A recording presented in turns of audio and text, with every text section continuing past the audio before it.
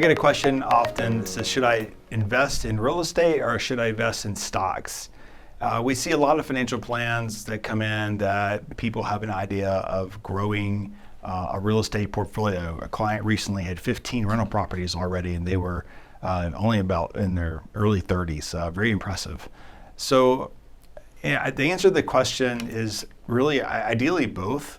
I don't think that a very wealthy person should have 100% of their money in stocks and bonds. I think real estate's a great investment. Typically, if we had a wealthy family, I would say 33% probably should be in real estate of some sort, where that just be a primary home would not count, but would that be, it could be something like a second home that kind of builds legacy, a place that the family goes and gathers, but also obviously that place, hopefully the beach or mountains, is going to increase in value.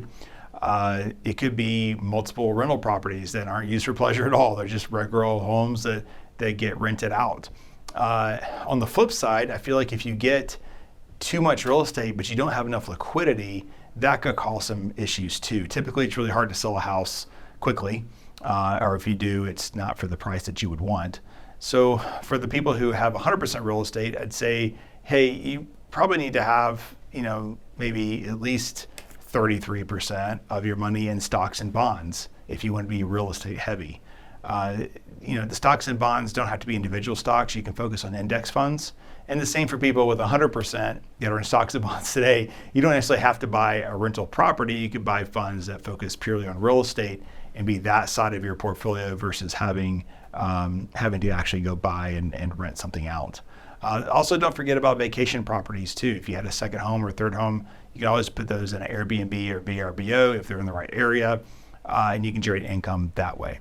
I hope this helps. I think that the key here is that you don't want to be one-sided either direction necessarily.